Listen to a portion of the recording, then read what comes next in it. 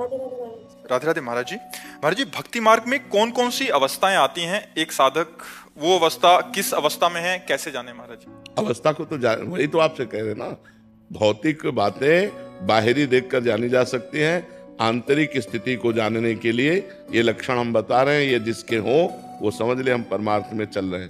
शांतिरव्यर्थ कालत्वम, विरक्तिर्मान शून्यता, आशा बंधा समुत्कंठा, नाम गाने सदा रुचि, आसक्तिस्तद गुणाख्याने, प्रीतिस्तद वसति स्थले। अब इसकी व्याख्या करते हैं। शांति, हमको कोई गाली दे, हमें कोई मारे, हमें कोई फर्क ना पड़े, पहला लक्षण। जब भगवान कपिल देव जी संत का लक्षण बताते हैं तो उसमें भगवान तितिक्षवा कारुणिका, पहला लक्षण तितिक्षण, इसमें शांति। इतनी बड़ी शांति तुम्हारे अंदर हो कि तुम्हारा अपमान हो, तुम्हें कोई मारे, तुम्हें कोई गाली दे, तुम्हारा हृदय उसके प्रति बुरा का करने का भाव न बना पावे, उसका मंगल सोचे कि भगवान इसको सद्बुद्धि दे, ये स्वस्थ रहे, इसको भगवान मंगल करे, कभी इसका मंगल ना हो। किसके प्रति? जो हमें मार रहा है, जो हमें गाली दे रहा है, जो हमारी निंदा कर रहा है, जो हमारा अपमान कर रहा है। शांति, इतनी बड़ी शांति होनी चाहिए, तब समझे कि हम भक्ति मार्ग में चल रहे हैं। अभी वो स्थिति को प्राप्त नहीं, स्थिति तो आगे वर्णन हो रही है। शांति अव्यर्थ कालत्वम, एक मिनट भी भगवान से अलग समय नहीं जाना चाहिए। तद विस्मरणेन परम व्याकुलतेति, भगवान का विस्मरण होते ही व्याकुलता पैदा हो जानी चाहिए। मैं कैसे भूल गया भगवान को? एक क्षण भी भगवान का चिंतन नहीं छूटना चाहिए। अगर छूट गया तो वो व्यर्थ समय चला गया। अव्यर्थ कालत्वम, व्यर्थ समय नहीं जाना चाहिए। ये अभी चलने की बात है। शांति अव्यर्थ कालत्वम, विरक्तिर, लोक परलोक के भोगों से वैराग्य, किसी के भी भोग भोगने की इच्छा नहीं। ये जो भक्ति का साधक है उसकी जो ऊंचाई होती है वो होती है विरक्तिर। और फिर मान शून्यता, अपने में कोई सद्गुण ना देखना, अपने को अधम और नीच मानना और दूसरे में सद्गुण देखना, स्वयं अमानी रहकर दूसरों को मान देना, दूसरों का सत्कार करना, लेकिन जब अपना मान हो तो दुख होना कि मैं इस योग्य नहीं हूं, मैं तो नीच हूं, मैं अधम हूं।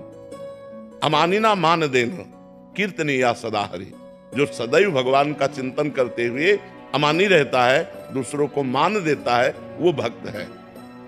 मान शून्यता, शांति अव्यर्थ कालत्वम, विरक्तिर, मान शून्यता, आशा बंधा।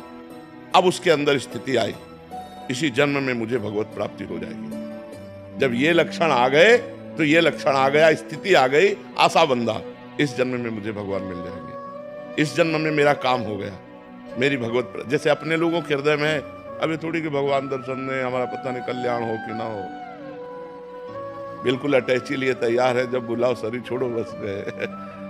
आशा बंधा, दृढ़ आशा हो जानी चाहिए कि इस जन्म में मेरा काम हो गया।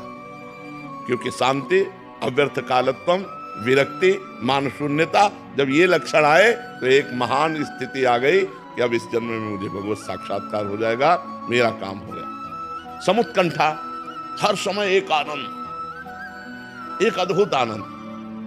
जैसे हमसे पूछा किसी ने कि आपको कैसा आनंद लगता है, तो हम कहा पहली बात तो वाणी से बता ही नहीं सकते, क्योंकि किसी प्राकृतिक वस्तु के सुख को आप वाणी से नहीं बता सकते। जैसे आपको एक रसगुल्ला खवाया जाए, कैसा लगा? आप कहोगे मीठा। कैसा मीठा? बहुत मीठा। नहीं, बहुत मीठा कैसा? तो आप कहोगे खा के देख लो। इसके आगे आप नहीं वर्णन कर सकते। प्राकृतिक वस्तु के स्वाद को भी आप स्पष्ट वर्णन नहीं कर सकते, तो अप्राकृतिक भगवदानंद का आप वर्णन कैसे कर सकते हैं? तो हमने उदाहरण दिया कि जैसे नए लड़के को बहुत सुंदर लड़की जो बहुत अच्छी लगती हो और उससे ब्याह तय हो जाए तो उसको कैसा आनंद होगा? उससे करोड़ों गुना बनकर के हमारे हृदय में आनंद हर समय बना रहता है।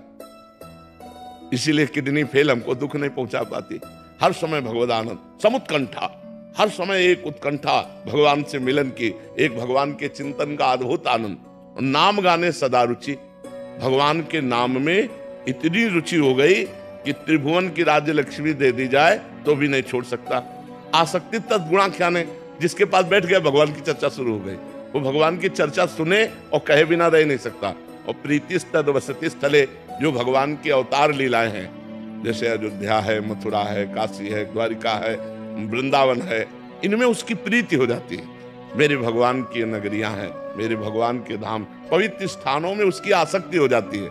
बार बार जाना, दर्शन करना, रहने की इच्छा करना, ये पवित्र भाव उसके अंदर जागृत हो जाते हैं। यदि ऐसे भाव आ जाए तो जान ले भक्ति संपूर्ण अपना रंग जमा चुकी है। किसका प्रश्न था? समझ में आई बात?